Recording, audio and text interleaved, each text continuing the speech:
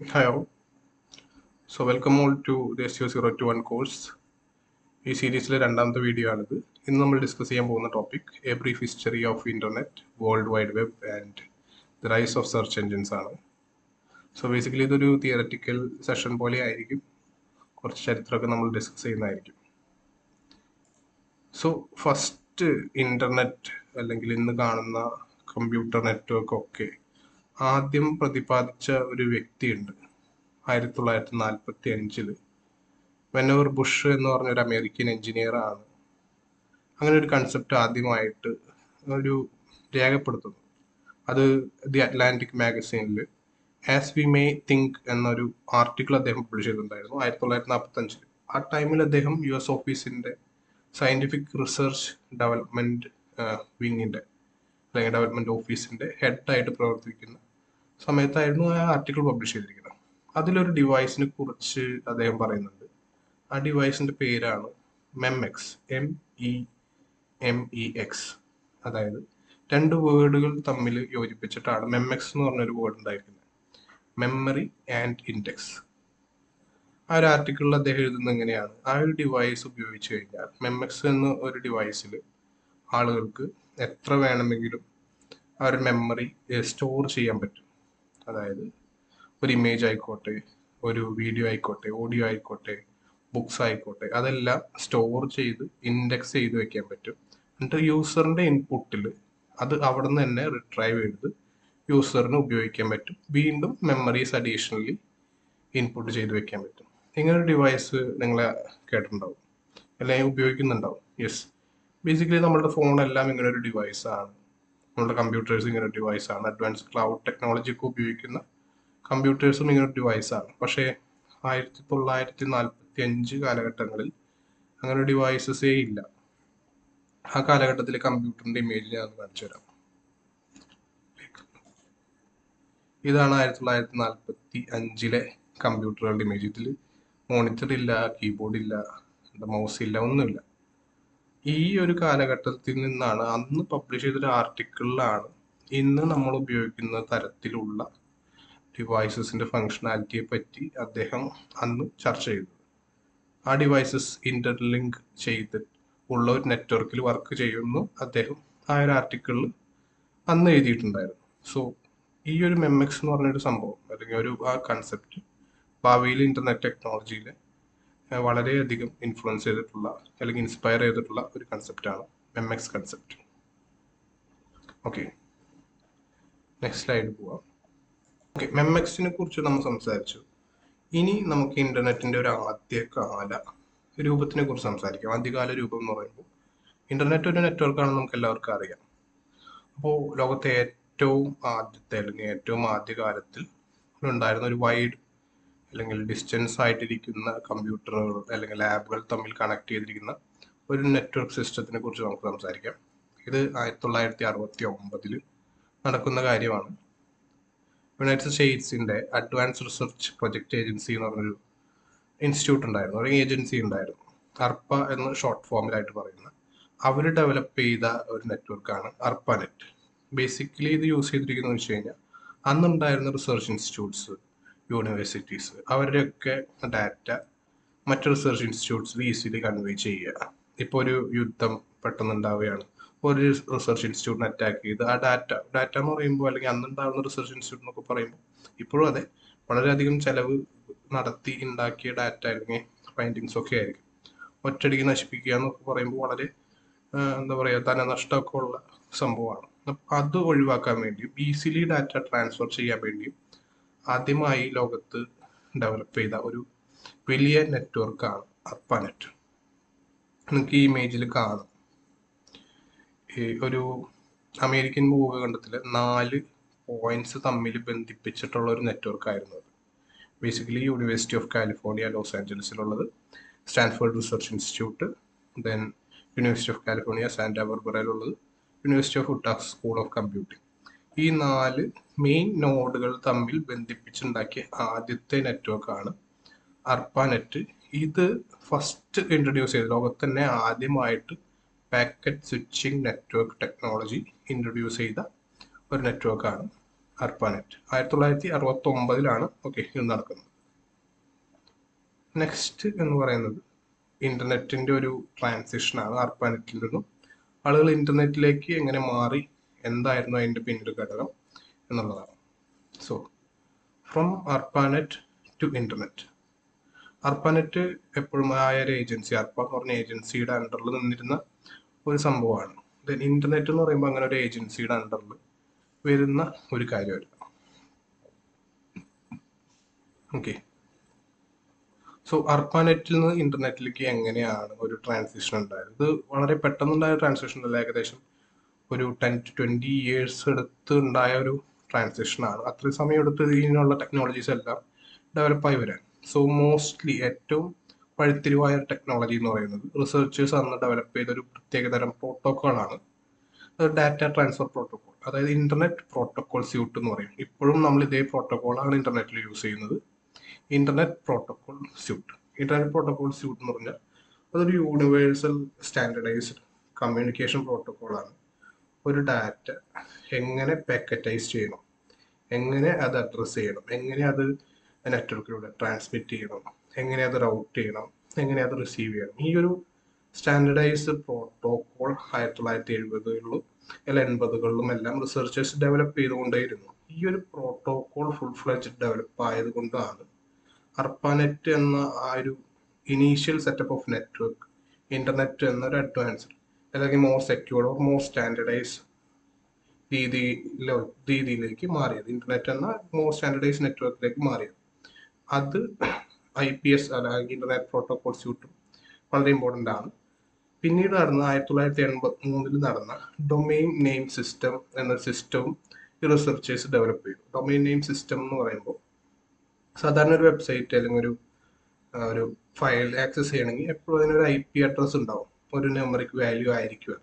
ആ IP address അടിച്ചിട്ടാണ് അങ്ങനെയുള്ള പാക്കേജുകൾ അല്ലെങ്കിൽ ആ ഒരു വെബ്സൈറ്റുകൾ ആക്സസ് ചെയ്യാൻ പറ്റുക. പക്ഷേ 1983 ഡൊമെയിൻ നെയിം സിസ്റ്റം ഇൻട്രൊഡ്യൂസ് ചെയ്തപ്പോൾ ഏതൊരു യൂസേഴ്സിനും നമ്മളിവിടെ ടൈപ്പ് ചെയ്യുന്ന പോലെ www.google.com ടൈപ്പ് ചെയ്ത് ആ ഒരു വെബ്സൈറ്റിലേക്ക് ആക്സസ് ചെയ്യാൻ പറ്റുന്ന ഒരു ടെക്നോളജി അന്ന് നിലവിൽ വന്നു. സോ ARPANET അതോടുകൂടി അല്ലെങ്കിൽ ആ ഒരു പഴയ പ്രോട്ടോകോൾ ഉപയോഗിച്ച് വർക്ക് ചെയ്തിരുന്ന ആ ലിമിറ്റഡ് സിസ്റ്റം അത് ഔട്ട്ഡേറ്റഡ് ആയി തുടങ്ങി. സോ 1980കളിൽ ARPANETന്റെ ഒറിജിനൽ സിസ്റ്റം ഗ്രാജുവലി ഈ TCP/IP internet protocol suit replace ചെയ്ത് ഒരു ഗ്ലോബൽ ആക്സെപ്റ്റഡ് സിസ്റ്റം ലോകത്തുണ്ടായി. അതാണ് ആക്ച്വലി ഇന്നും നമ്മൾ യൂസ് ചെയ്യുന്ന ഇന്റർനെറ്റ് എന്ന സിസ്റ്റം.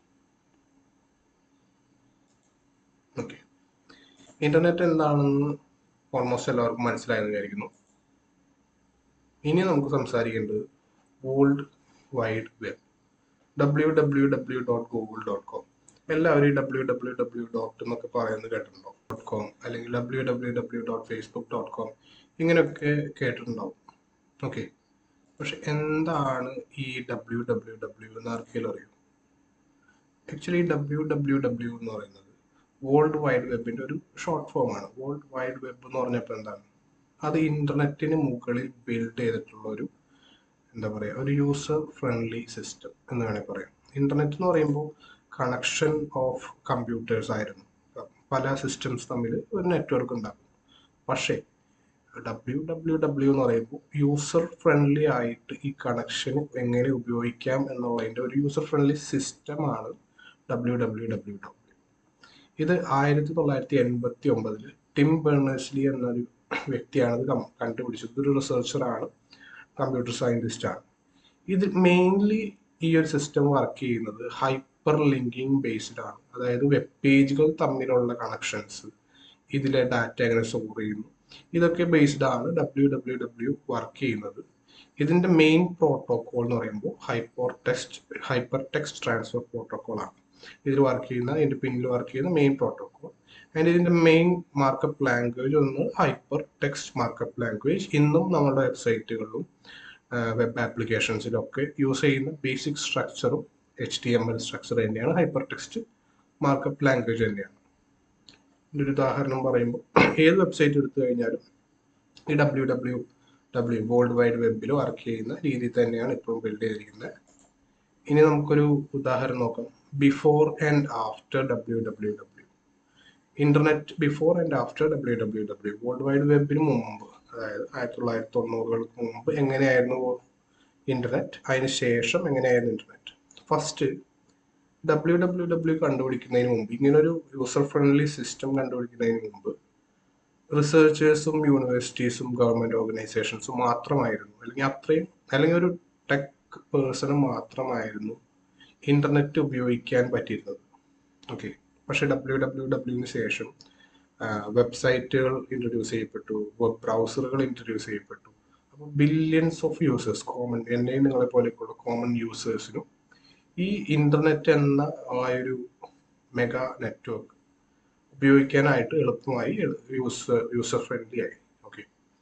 സോ ബിഫോർ അത് റിസർച്ചേഴ്സ്, യൂണിവേഴ്സിറ്റീസ് ആൻഡ് ഗവൺമെന്റ്സ് മാത്രമായിരുന്നെങ്കിൽ പിന്നീട് അത് പബ്ലിക്കായുള്ള ഓൾമോസ്റ്റ് എല്ലാവർക്കും ഉപയോഗിക്കാൻ പറ്റുന്ന രീതിയിലായി. ദെൻ ഇത് ഒരു 1990-കൾക്ക് മുമ്പ്, അതായത് WWWകൾക്ക് മുമ്പ്, ഇൻട്രൊഡ്യൂസ് ചെയ്യുന്നതിന് മുമ്പ് ഇന്റർനെറ്റ് എന്ന് പറയുന്നത് ഒരു ടെക്നിക്കൽ ടെക്സ്റ്റ് ബേസ്ഡ്, ഒരു എന്താ പറയുക, കോഡ് ഇന്റർഫേസിൽ, കമാൻഡ് ലൈൻ ഇന്റർഫേസിൽ മാത്രം വർക്ക് ചെയ്തിരുന്ന ഒരു സിസ്റ്റമായിരുന്നു. പക്ഷേ WWW world wide web introduce ചെയ്തതിന് ശേഷം ക്രോം പോലെയുള്ള, ഇപ്പോൾ നമ്മൾ ഉപയോഗിക്കുന്ന ക്രോം പോലെയുള്ള വെബ് ബ്രൗസറുകൾ ഉപയോഗിച്ച് നമുക്ക് ഗ്രാഫിക്കൽ യൂസർ ഇന്റർഫേസിൽ ഇന്റർനെറ്റിന് യൂസ് ചെയ്യാൻ പറ്റുന്ന ഒരു സിസ്റ്റം അവിടെ ഉണ്ടായി. ഞാനൊരു ഇമേജ് റെപ്രസെന്റേഷൻ ഇവിടെ വെച്ചിട്ടുണ്ട്. മുമ്പ് WWW വേൾഡ് വൈഡ് വെബ് വരുന്നതിന് മുമ്പ് വെബ്സൈറ്റ് ഇന്റർഫേസ് എങ്ങനെയാണ്, വെബ്സൈറ്റ് അല്ല, ആ നെറ്റ്വർക്ക് ഇന്റർഫേസ് എങ്ങനെയായിരുന്നെങ്കിൽ WWW എന്ന് പറഞ്ഞ സിസ്റ്റം ഇൻട്രൊഡ്യൂസ് ചെയ്തതിന് ശേഷം, വേൾഡ് വൈഡ് വെബ് ഇൻട്രൊഡ്യൂസ് ചെയ്തതിന് ശേഷം ഉള്ള ഒരു വെബ്സൈറ്റിന്റെ അല്ലെങ്കിൽ നെറ്റ്വർക്കിന്റെ ഇന്റർനെറ്റ് യൂസേജിന്റെ ഡിഫറൻസും നമുക്ക് അവിടെ കാണാം. ഓക്കെ. ഇനി ഇന്റർനെറ്റ് സർവീസസ് വേൾഡ് വൈഡ് വെബിന് മുമ്പ് എന്തൊക്കെയായിരുന്നു? ബേസിക് ഇമെയിൽസ്, ഫയൽ ട്രാൻസ്ഫേഴ്സ്, പിന്നെ അങ്ങനെയുള്ള ഡാറ്റ ട്രാൻസ്ഫറിങ് സിസ്റ്റംസ് മാത്രമായിരുന്നു മോസ്റ്റ്ലി ഇന്റർനെറ്റ് യൂസ് ചെയ്തിരുന്നത്. പക്ഷേ ഈ WWW world wide web introduce ചെയ്തതിന് ശേഷം മൾട്ടിമീഡിയസ് ആയിട്ടുള്ള images, videos, audios, web tools, ഇതെല്ലാം ഇന്റർനെറ്റ് വഴി ഉപയോഗിക്കാൻ പറ്റി തുടങ്ങി. ഓക്കെ. ഫസ്റ്റ് ഇന്റർനെറ്റിൽ, വേൾഡ് വൈഡ് വെബിന് മുമ്പ് ഇന്റർനെറ്റ് നാവിഗേഷൻ എങ്ങനെയായിരുന്നു? അതെല്ലാം കമാൻഡ്സ് വെച്ചിട്ടും ഹോസ്റ്റ് നെയിം വെച്ചിട്ടും അല്ലെങ്കിൽ കമാൻഡിൽ പ്രോംപ്റ്റ് ചെയ്തിട്ടൊക്കെ ആയിരുന്നു നമ്മളൊരു വെബ്സൈറ്റ് അല്ലെങ്കിൽ ഒരു പേജ് ഒക്കെ ആക്സസ് ചെയ്തതെങ്കിൽ, ഇപ്പോൾ ഉള്ള നാവിഗേഷൻ എങ്ങനെയാണ്? നമ്മളിപ്പോൾ ഉപയോഗിക്കുന്ന പോലെ ലിങ്കുകൾ ക്ലിക്ക് ചെയ്തിട്ടും ബട്ടൺസ് ക്ലിക്ക് ചെയ്തിട്ടുള്ള നാവിഗേഷനൊക്കെ വേൾഡ് വൈഡ് വെബിന് ശേഷം വന്നിട്ടുള്ള മേജർ ചേഞ്ചുകളാണ്. ഓക്കെ. ഇനി ഇന്റർനെറ്റ് എന്നത് WWWന് മുമ്പ് ഫോക്കസ്ഡ് ഓൺലി ഓൺ എന്താ, ഡാറ്റ ട്രാൻസ്മിഷന് വേണ്ടി മാത്രം. ഓക്കെ. ഡാറ്റ ഒരു സിസ്റ്റത്തിൽ നിന്ന് മറ്റൊരു സിസ്റ്റത്തേക്ക് ട്രാൻസ്മിറ്റ് ചെയ്യുന്നു, പിന്നെ അത് നെക്സ്റ്റ് ലെവൽ ഓഫ് സോഫ്റ്റ്വെയർ അല്ലെങ്കിൽ ഹ്യൂമൻ ഇന്റർപ്രിട്ടേഷൻ വഴി അത് അക്സസ് ചെയ്യുന്നു. അങ്ങനെ ഒരു സിസ്റ്റം ആയിരുന്നു ഇന്റർനെറ്റ്. പക്ഷെ വേൾഡ് വൈഡ് വെബ് ഇൻട്രൊഡ്യൂസ് ചെയ്തതിന് ശേഷം എന്താ സംഭവിച്ചത്? യൂസേഴ്സിന് ഇൻഫർമേഷൻ ഡയറക്റ്റ്ലി ആക്സസ് ചെയ്യാൻ പറ്റുന്ന ഒരു സ്പേസ് ആയിട്ട് ഇന്റർനെറ്റ് മാറി. അതായത് ഡയറക്റ്റ്ലി ഒരു വെബ്സൈറ്റിൽ കയറി ഇൻഫർമേഷൻസ് വായിച്ച് അല്ലെങ്കിൽ ആ ഒരു ഇമേജ് പ്രോസസ് ചെയ്ത് മനസ്സിലാക്കി ഇൻഫർമേഷൻ ഡയറക്റ്റ്ലി ആക്സസ് ചെയ്യാൻ പറ്റുന്ന ഒരു സ്പേസ് ആയി ഇതുപോലെ വേൾഡ് വൈഡ് വെബ് അല്ലെങ്കിൽ ഇന്റർനെറ്റ് മാറി. സോ ഫസ്റ്റ് ലിമിറ്റഡ് യൂസേജ് ആയിരുന്നു. പിന്നെ വേൾഡ് വൈഡ് വെബ് വന്നപ്പോൾ അത് ഡീസെൻട്രലൈസ്ഡ് ആയിട്ടുള്ള ഒരു ഡെമോക്രാറ്റിക് യൂസേജ് ആയിട്ട് ഇന്റർനെറ്റ് മാറി. ഓക്കെ. നെക്സ്റ്റ് സ്ലൈഡ് എന്ന് പറയുമ്പോൾ the rise of search engines. Search എൻജിൻസിന്റെ ഒരു ഉത്ഭവം, സെർച്ച് എൻജിൻസ് എന്തുകൊണ്ട് വന്നു, ഇതൊക്കെയാണ് ഈ സ്ലൈഡിൽ നമ്മൾ ഡിസ്കസ് ചെയ്യാൻ പോകുന്നത്. ഓക്കെ. 1990-കൾക്ക് ശേഷം 93-ൽ ബേസിക്കലി പറയുകയാണെങ്കിൽ ആ ഒരു വേൾഡ് വൈഡ് വെബ് എന്ന് പറഞ്ഞ ഒരു യൂസർ ഫ്രണ്ട്ലി സിസ്റ്റം എന്താ പറയുക ലോകത്തിനോട് ഇൻട്രൊഡ്യൂസ് ചെയ്തതിന് ശേഷം വളരെയധികം യൂസർ ബേസ് ഇന്റർനെറ്റിന് കൂടി, വെബ്സൈറ്റുകളുടെ എണ്ണം കൂടി, ഡാറ്റകളുടെ എണ്ണം കൂടി. സോ മാനുവലി ഈ വെബ്സൈറ്റുകളെല്ലാം സ്റ്റോർ ചെയ്യുന്ന ഡയറക്ടറീസ് ആയിരുന്നു ആദ്യം ഉണ്ടായിരുന്നത്. ഒരു ട്രീ ഡയറക്ടറി ഡയഗ്രാം പോലെ ഡാറ്റാസ് എല്ലാം സ്റ്റോർ ചെയ്യുന്നു. അങ്ങനെയുള്ള സിസ്റ്റംസ് എല്ലാം ഔട്ട്ഡേറ്റ് ആവാൻ തുടങ്ങി. കാരണം അത് വളരെ സ്ലോ ആണ്, മാനുവൽ ആക്ഷൻ വേണം, എളുപ്പത്തിൽ സ്കെയിൽ ചെയ്യാൻ പറ്റാത്ത ഒരു സിസ്റ്റം ആയിരുന്നു അത്. അതുകൊണ്ട് തന്നെ അങ്ങനെ ഒരു സിസ്റ്റത്തിന് നിലനിൽപ്പില്ല. സോ ഒരു സെൻട്രൽ ഓർഗനൈസേഷൻ സിസ്റ്റം അല്ലെങ്കിൽ ഈ ഡാറ്റ എല്ലാം സേവ് ചെയ്യുന്ന ഒരു സിസ്റ്റം അതുവരെ ഉണ്ടായിരുന്നില്ല. അതുകൊണ്ടാണ് അവിടെ ഒരു നെസസിറ്റി വന്നത് സെർച്ച് എൻജിൻസിനുള്ള. എന്താണ് സെർച്ച് എൻജിൻ? നമ്മൾ ലാസ്റ്റ് വീഡിയോ ഡിസ്കസ് ചെയ്തിരുന്നു. ഓട്ടോമേറ്റഡ് സെർച്ച് എൻജിൻസിന്റെ ഒരു ഉത്ഭവം അവിടെ നിന്നാണ് ഉണ്ടാവുന്നത്. സോ ഇതിന്റെ മെയിൻ പർപ്പസ് അല്ലെങ്കിൽ മെയിൻ യൂസേജ് എന്ന് പറയുമ്പോൾ വെബ്സൈറ്റുകളെ അത് ഓട്ടോമാറ്റിക് ഒരു ബോട്ട് വെച്ച് ക്രൗൾ ചെയ്ത് ഇൻഡെക്സുകൾ, അതായത് ഡാറ്റ സ്റ്റോർ ചെയ്യുന്ന എന്തെങ്കിലും ഒരു കൺസെപ്റ്റ് ബേസ്ഡ് ഡാറ്റ സ്റ്റോർ ചെയ്യുന്ന ഇൻഡെക്സുകൾ ബിൽഡ് ചെയ്ത് യൂസേഴ്സിനുള്ള ഒരു ക്വറിക്ക് അല്ലെങ്കിൽ കീവേഡിനനുസരിച്ച് ഡാറ്റ ഡിസ്പ്ലേ ചെയ്യുന്ന ഒരു ഓട്ടോമേറ്റഡ് സെർച്ച് എൻജിൻസിന്റെ ഉത്ഭവം 1990കളുടെ ആദ്യ കാലഘട്ടങ്ങളിൽ തുടങ്ങി. കാരണം ഇത്രയധികം വെബ്സൈറ്റുകൾ ഉണ്ടായി, ഇത്രയധികം ഡാറ്റ സേവ് ചെയ്യാനുള്ള ബുദ്ധിമുട്ടുകളുണ്ടായി. So basically automatically search engine എന്ന ടൂളിന്റെ ആവശ്യകത അവിടെ വന്നു. അങ്ങനെ ഒരു സെർച്ച് എൻജിൻ ടൂൾസ് ആദ്യമായിട്ട് ഇൻട്രൊഡ്യൂസ് ചെയ്യപ്പെട്ടു. ഇത് ഉണ്ടാക്കിയ ഇമ്പാക്ട് എന്ന് പറഞ്ഞു കഴിഞ്ഞാൽ വീണ്ടും വെബ് മോർ യൂസബിൾ ആയി. അതായത് ഇത്രയധികം ഇൻഫർമേഷൻ വീണ്ടും യൂസേഴ്സിന് എളുപ്പത്തിൽ ആക്സസിബിൾ ആയി. ഇത് വീണ്ടും സ്കെയിലബിൾ ആയി. എത്ര വേണമെങ്കിലും പേജുകൾ ക്രിയേറ്റ് ചെയ്യാം, എത്ര വേണമെങ്കിലും ആക്സസ് ചെയ്യാം, എത്ര വേണമെങ്കിലും ഡാറ്റ നമുക്ക് റിട്രൈവ് ചെയ്യാം. അങ്ങനെയുള്ള രീതിയിൽ വീണ്ടും സ്കെയിലബിൾ ആയി ഈ system and more user friendly. പണ്ട് ഓരോ ഡയറക്ടറികളിലും പോയി തപ്പി കണ്ടുപിടിക്കേണ്ടത് ഇപ്പോൾ ജസ്റ്റ് ഒരു സെർച്ചിൽ ഒരു കീവേഡ് എൻ്റർ ചെയ്ത് കൊടുത്ത് എൻ്റർ ചെയ്ത് കഴിഞ്ഞാൽ റിലേറ്റഡ് ആയിട്ടുള്ള ഡാറ്റാസ് അല്ലെങ്കിൽ ഡോക്യുമെന്റ്സ് റിട്രൈവ് ചെയ്യുന്ന രീതിയിൽ ഒരു സിസ്റ്റം അവിടെ ഡെവലപ്പായി വന്നു. ഓക്കെ, ഇനി ആദ്യകാല കുറച്ച് സെർച്ച് എഞ്ചിനുകളെ കുറിച്ച് പറയാം. ഫസ്റ്റ് വന്നിരിക്കുന്നത് ഒരു ജസ്റ്റ് ഒരു FTP ഫയൽ ട്രാൻസ്ഫർ ആയിട്ടുള്ള ഒരു ഫയലിന്റെ ഓട്ടോമേറ്റഡ് സെർച്ച് ആയിട്ടുള്ള അർക്കി എന്ന് പറഞ്ഞൊരു സെർച്ച് എഞ്ചിൻ 1990കളിൽ ഇൻട്രൊഡ്യൂസ് ചെയ്യപ്പെട്ട സെർച്ച് എഞ്ചിൻ. ഇത് ജസ്റ്റ് ആ ഫയൽ നെയിം മാത്രമേ ഫെച്ച് ചെയ്ത് ഇൻഡെക്സ് ചെയ്തിട്ടുണ്ടാവുള്ളൂ. നെക്സ്റ്റ് അതിൻ്റെ ഒപ്പം തന്നെ വന്ന ഒരു സെർച്ച് എഞ്ചിനാണ് വെറോണിക്ക എന്ന് പറഞ്ഞ സെർച്ച് എഞ്ചിൻ. ഇത് IP പ്രോട്ടോകോൾ അല്ല, ഗോഫർ പ്രോട്ടോകോളാണ് കൂടുതലും ഈ സെർച്ചിന്റെ എക്സ്റ്റൻഷൻ ഒക്കെ ഉണ്ടായിരുന്നത്. Then 1993 first web crawler based ഒരു വെബ് സെർച്ച് എഞ്ചിൻ വന്നു. ജം സ്റ്റേഷൻ എന്നാണ് അതിന്റെ പേര്. അത് ഇൻഡെക്സ് പേജിന്റെ ടൈറ്റിൽ, ഇപ്പൊ നമ്മൾ പറയുന്ന മെറ്റാ ടൈറ്റിലുകൾ കൂടി ക്രൗൾ ചെയ്ത് ഇൻഡെക്സ് ചെയ്യാൻ പറ്റുന്ന രീതിയിലുള്ള സെർച്ച് എഞ്ചിൻ ആയിരുന്നു ജം സ്റ്റേഷൻ. ഓക്കെ, അത് നമുക്ക് ഇവിടെ ജം സ്റ്റേഷന്റെ ഒരു ഇമേജ് കാണാം.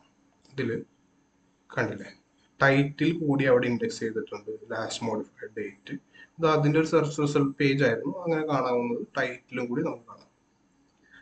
നെക്സ്റ്റ് വന്ന ഒരു മേജർ സെർച്ച് എഞ്ചിൻ എന്ന് പറയുമ്പോൾ വെബ് ക്രൗളർ എന്ന് പറഞ്ഞ സെർച്ച് എഞ്ചിനാണ് 1994.